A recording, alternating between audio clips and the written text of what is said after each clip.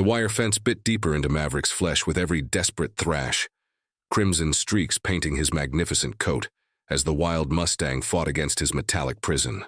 4 hours had passed since he'd galloped headlong into the abandoned ranch's forgotten boundary, chasing the ghost of freedom across the Nevada desert, only to find himself ensnared in a nightmare of rusted barbs and twisted steel. His powerful hindquarters trembled from exhaustion, foam gathering at the corners of his mouth as he tested the fence's grip once more. Each movement sent fresh waves of agony through his torn hide, but the stallion's spirit burned too fierce to surrender. The desert sun climbed mercilessly overhead, promising a slow death by dehydration if the wounds didn't claim him first. Maverick had roamed these badlands for 7 years, leading his small band of mares through seasonal migrations that stretched across 3 counties. He knew every waterhole, every safe passage through the rocky outcroppings, every human settlement to avoid. But this morning's pursuit by helicopters had driven him far from familiar territory, panic overriding his usual caution. The government roundup had scattered his family to the winds. He'd watched helplessly as his lead mare, Wistba, disappeared into a trailer bound for the holding facility. The younger stallions had fled east toward the mountains, while the foals stumbled after their mothers into the mechanical beasts that reeked of diesel and fear. Only Maverick had broken free, his speed and cunning earning him a few precious hours of liberty before this cruel trap claimed him. Now, as vultures began their lazy circles overhead, the Mustang's breathing grew labored. Blood loss and dehydration were taking their toll. His once proud head hung low, dark mane matted with sweat and dust.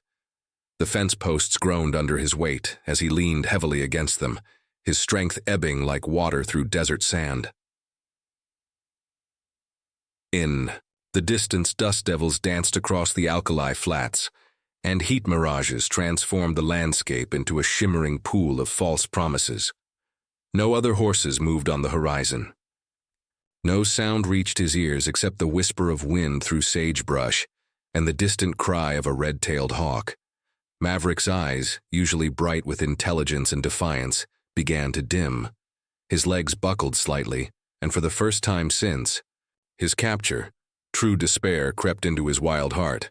The fence that held him was a monument to mankind's dominion over the untamed spaces, a reminder that even the freest spirits could be broken by civilization's relentless advance. Yet somewhere, deep in his chest, beneath the pain and exhaustion, a flicker of hope remained. It was the same flame that had carried his ancestors across these plains for thousands of years, the same fire that had made him a legend among the local ranchers who spoke of the ghost horse that could never be caught. As the sun reached its zenith, casting harsh shadows across the desolate landscape, Maverick summoned what remained of his strength for one final attempt at freedom. His muscles coiled, tendons stretched taut as steel cables, and with a sound that was part scream, part prayer, he threw himself against the fence with everything he had left. The wire sang with tension, the posts shuddered, but the trap held firm. Maverick collapsed to his knees, his magnificent spirit finally beginning to break. In the crushing silence that followed, death seemed like a merciful end to his suffering. Quinlan Brewster hadn't planned on taking the back road to his grandmother's ranch that scorching afternoon, but construction on the main highway had forced the detour. The retired Marine drove his battered pickup with the windows down, letting the desert air wash over him as he tried to outrun the ghosts that had followed him home from overseas. These lonely drives through the Nevada wilderness had become his therapy, a way to quiet the demons that Afghanistan had left behind. The glint of sunlight off metal caught his eye first, then the unmistakable silhouette of a horse against the fence line. Quinlan's foot hit the brake instinctively, dust billowing around his truck as he pulled to the shoulder. Through his binoculars, the scene that unfolded made his blood run cold. The Mustang was magnificent even in his tortured state, a bay stallion, with the kind of presence that spoke of untamed nobility. But the wire wrapped around his body told a different story, one of suffering that made Quinlan's chest tighten with familiar rage. He'd seen too much senseless pain in his 34 years, too many beautiful things destroyed by careless cruelty. Without Hesitation. He grabbed his emergency kit from the truck bed and approached the fence line.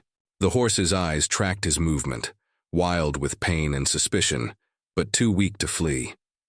Quinlan had grown up around horses on his family's ranch before the military claimed him, and he recognized the signs of severe exhaustion. This animal had hours at most before shock set in permanently. "Easy there, big fella," Quinlan whispered, his voice carrying the same calm authority he'd used to steady frightened soldiers under fire. "I'm not here to hurt you." The Mustang's nostrils flared, testing the air for threat. Something in the human's scent, lack of fear perhaps, or the absence of aggressive intent, seemed to register. The horse's ears pricked forward slightly, a sign that hope wasn't entirely dead. Quinlan assessed the situation with military precision. The wire had wrapped around the stallion's chest and rear legs in a complex web that would require careful cutting. One wrong move could send the panicked animal into a thrashing fit that would worsen his injuries or potentially kill them both. But leaving him here meant certain death. From his truck, Quinlan retrieved wire cutters, veterinary supplies he kept for emergencies, and a length of rope.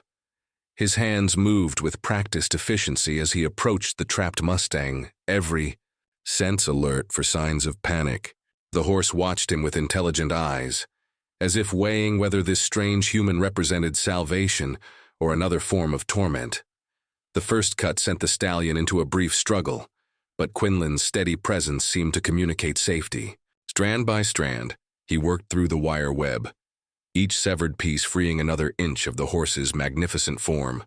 Blood had dried in dark streaks across the bay coat, and several wounds would need immediate attention, but nothing appeared, life-threatening if treated quickly.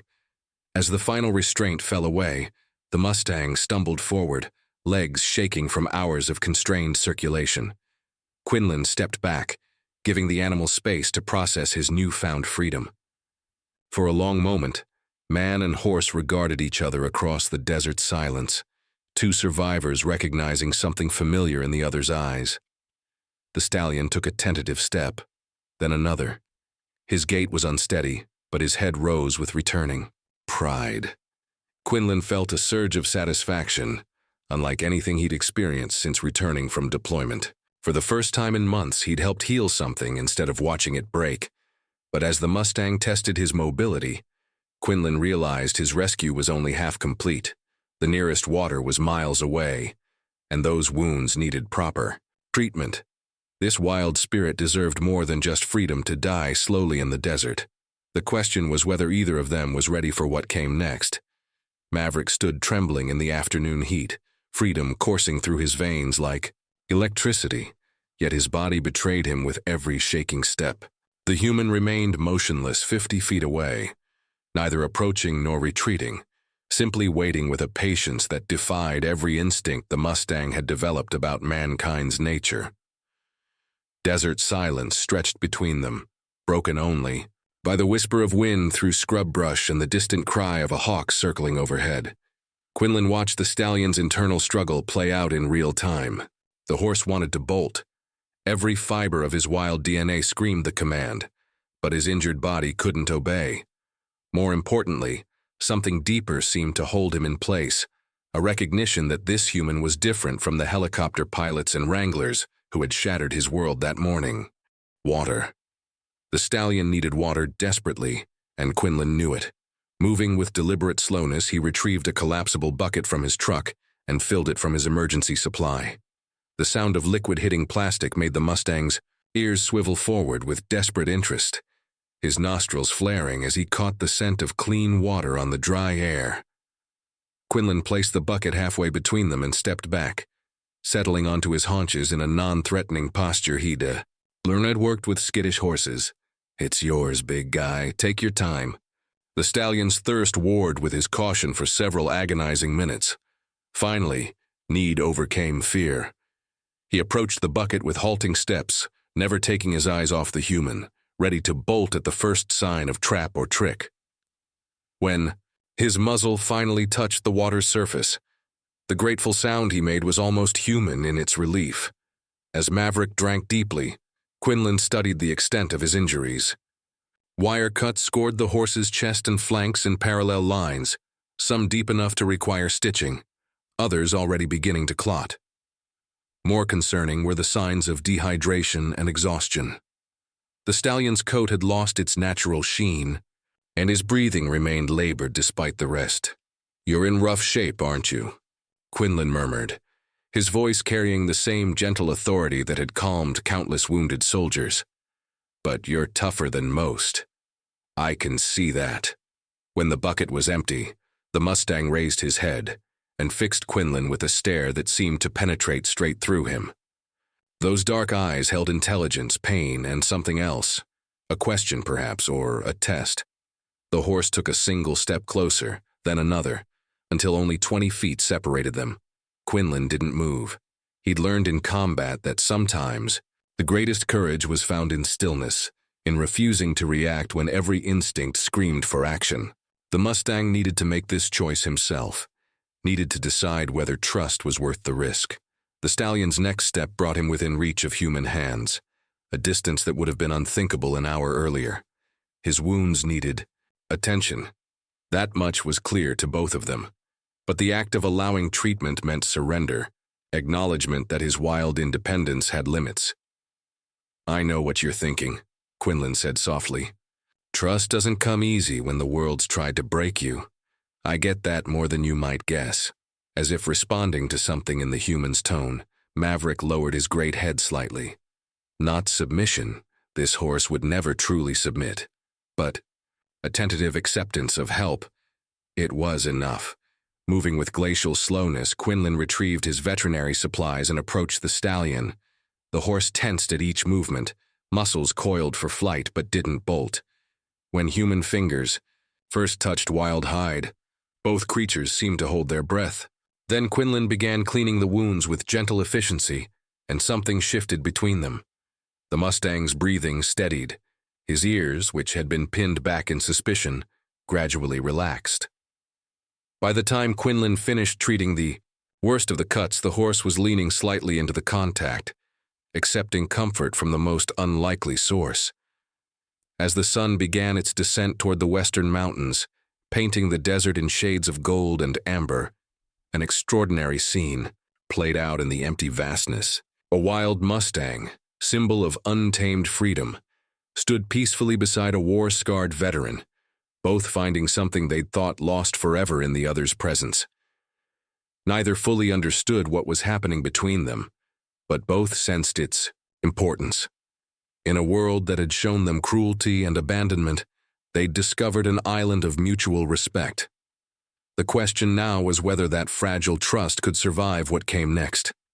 The desert twilight painted everything in shades of purple and gold as Quinlan finished bandaging the worst of Maverick's wounds. The stallion stood with remarkable patience, occasionally turning his head to watch the human's careful work, but no longer flinching at each touch. The transformation was subtle yet profound. Where terror had reigned just hours before, cautious, acceptance now held sway. Quinlan knew he faced an impossible decision. His grandmother's ranch lay 30 miles north, complete with a sturdy barn, veterinary supplies, and enough pasture to support a recovering horse.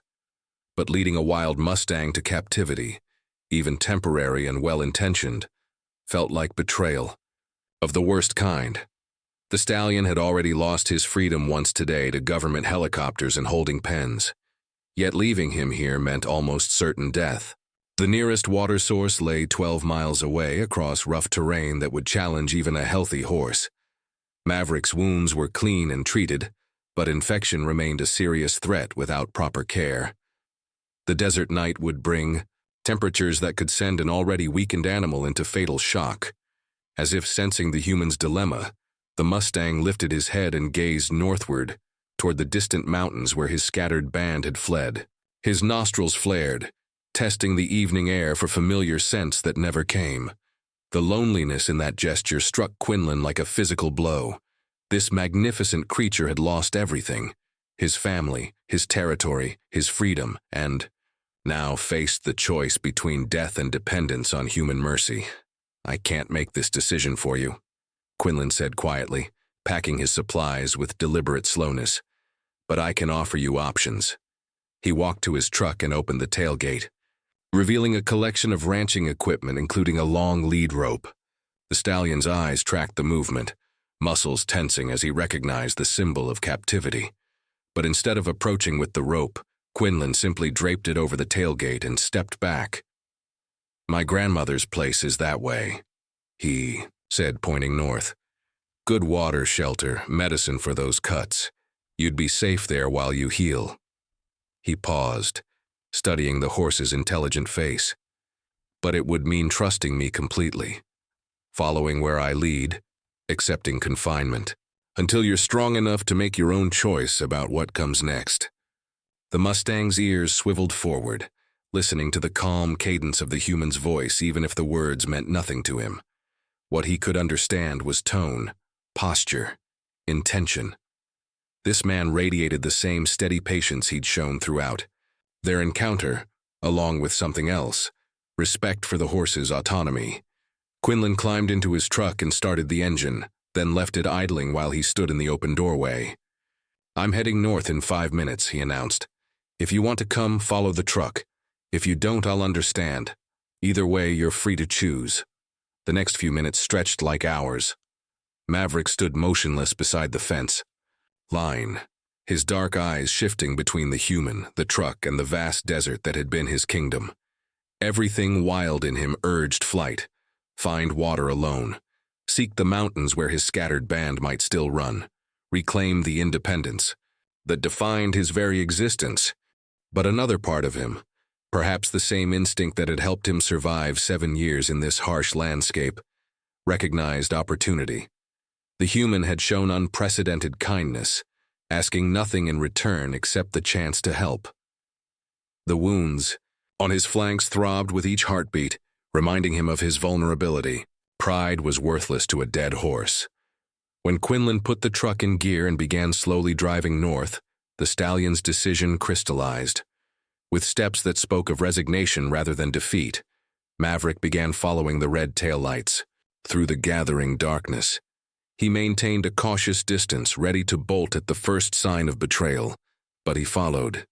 The journey north became a strange procession across the empty desert, a battered pickup moving at walking pace, followed by a legendary wild horse whose hoofbeats echoed like whispered promises in the still night air.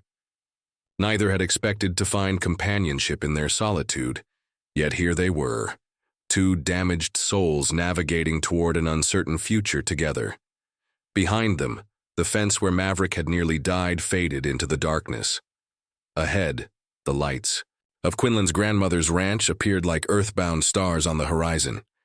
Between past and future, in that liminal space where trust is born, something extraordinary was taking shape. The Mustang's choice had been made. Now came the far greater challenge of honoring it.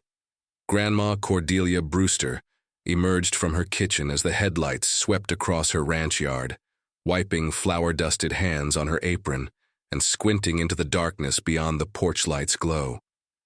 At 78, she'd seen enough of life's surprises that few things truly shocked her anymore. But the sight of her grandson climbing from his truck, followed by a magnificent wild stallion, left her momentarily speechless. "Well, I'll be jiggered," she murmured, settling onto the porch swing with the careful deliberation of someone who'd learned that hasty movements around wild animals often ended poorly. "Quinlan, you want to explain why you've brought me a 4-legged house guest?" Maverick stopped 30 feet from the porch, his muscles coiled for flight despite his exhaustion. The ranch buildings loomed around him like canyon walls, barn, house, corrals, all symbols of human dominion that triggered every wild instinct. Only the steady presence of the man who'd saved him kept him from bolting into the night. Quinlan quickly explained the afternoon's events while keeping his voice low and movements minimal. His grandmother listened with the practiced attention of someone who'd spent 6 decades raising horses, cattle, and contrary grandchildren. When he finished, she nodded slowly. "That old boundary fence has been trouble for years," she said.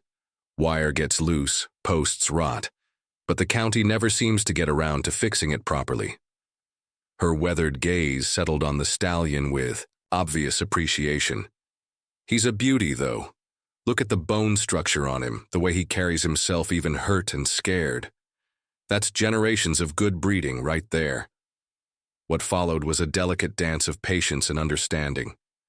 Quinlan set up a temporary enclosure using portable panels in the paddock closest to the water trough, creating a space large enough for the Mustang to move freely but secure enough to prevent escape during treatment. The process took nearly 2 hours, with both humans moving slowly and speaking in whispers while the horse watched their every movement. The trick, Cordelia explained as she prepared warm mash mixed with antibiotics, is letting him think everything's his idea. Wild horses are proud creatures. Force never works. You have to earn their cooperation. When the enclosure was ready, Quinlan simply opened the gate and stepped back.